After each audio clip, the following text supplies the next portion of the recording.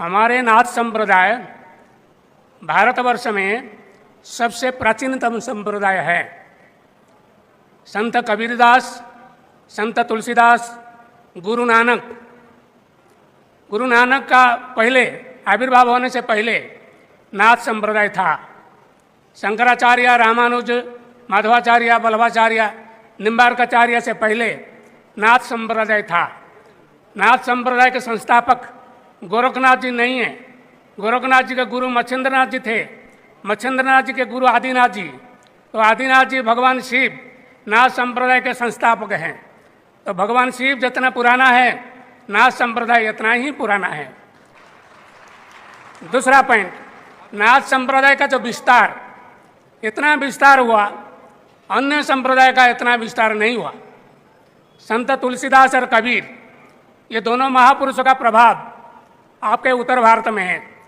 संत तुलसीदास, कबीर का कोई मठ मंदिर उड़ीसा, बंगाल, आसाम में नहीं है। कोई साधु संत नहीं है, उनका कोई शिष्य भगत नहीं है, दक्षिण भारत में नहीं है। ये दोनों महापुरुषों का प्रभाव, प्रचार, प्रसार उत्तर भारत में है। गुरु नानक, उनका प्रभाव पंजाब में है। किंतु गोरखनाथ और नाथ संप्रदाय, इसका प्रभाव समग्र भारतवर्ष में, आप कोई भी प्रांत में जाइए, नाथ संप्रदाय का मठ मिलेगा, साधु संत मिलेंगे, धुना मिलेगा। और आप लोग जैसे गृहस्थनाथ हैं, ऐसे गृहस्थनाथ हर प्रांत में हैं।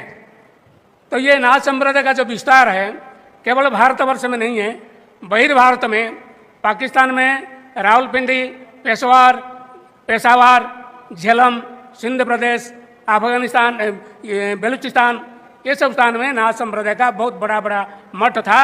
देश जब विभाजन हुआ 1947 में, साधु लोग पाकिस्तान छोड़ करके भारत में आ गए, वो मठ सब ध्वस्त हो गया। कुछ जगह में भी है अभी। रावलपिंडी में गोरखनाथ मंदिर है, पेशावर में गोरखनाथ मंदिर है, बलूचिस्तान में जो हिंगलाज मंदिर है, ये भी हमारे नाथ संप्रदाय का था।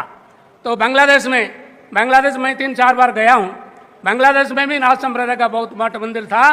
देश विभाजन के बाद वो नष्ट हो गया। एक जगह में मैं गया समुद्र का अंदर, बाई बोट में गया। वहाँ समुद्र का अंदर एक आइलैंड है, एक द्वीप है। वहाँ गोरखनाथ मंदिर, जालंधरनाथ मंदिर, कानीपानाथ मंदिर, आदिनाथ मंदिर, वहाँ बांग्लादेश में समुद्र का अंदर है। मैं देख कर आया हूँ, फोटो लाया हूँ। तो नाथ संप्रदाय का विस्तार केवल भारतवर्ष में नहीं, पाकिस्तान, बांग्लादेश, अफगानिस्तान काबुल में संत सिद्ध रतननाथ जी का समाधि मंदिर काबुल में है। इसी तरह नाथ संप्रदाय का विस्तार समग्र एशिया महादेश में विस्तार लाभ किया था। ये हो गया विस्तार। इसके बाद नाथ संप्रदाय एक राजधर्म था। राजधर्म मैं इसको बोलता हूँ क्योंकि बहुत राजा महाराजा भारतवर्ष में थे जो नाथ संप्रदाय में दीक्षित थे। जैसे भर्तृहरि उज्जैन के महाराजा थे, वो बाद में जोगी हो गए, गोरखनाथ का शिष्य हो गए।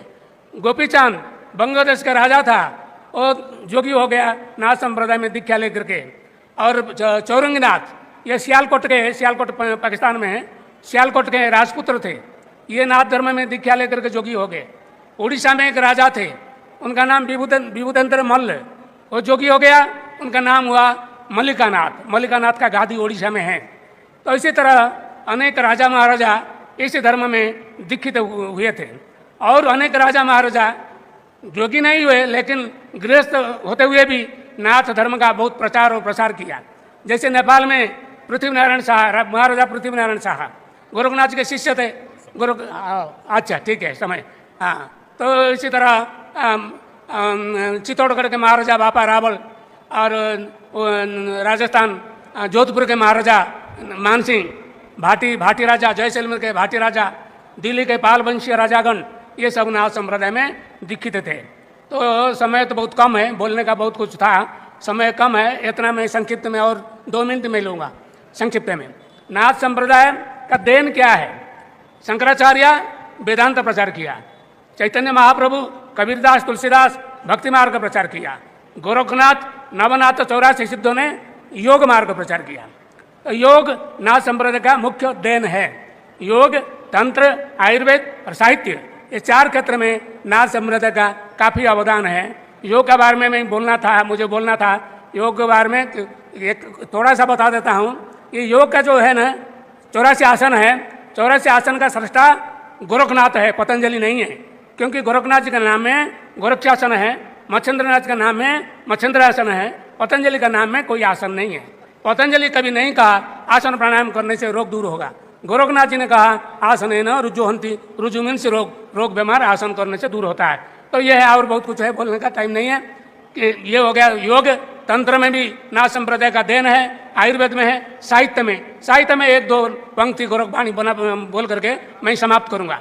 गोरखनाथ जी ने कहा हसीवा खेलीवा गाईवा गीत, दृढ़ करी रखी अपना चित, हसीवा खेलीवा रहीवा रंग, काम क्रोध न करीबा संग, हसीवा खेलीवा धरीबा ध्यान, और निशि कथिबा ब्रह्म ज्ञान, हंसे खेले न करे बन मंग, तेन अचल नाथ के संग। जो हंसता है खेलता है लेकिन मन को शांत रखता है, जिसका मन चंचल नहीं है, स्थिर है, वही गोरखनाथ का साथ रह सकता है। जिसका मन चंचल है, अस्थिर है, वो गोरखनाथ का साथ नहीं रह सकता है। मैं इतना करके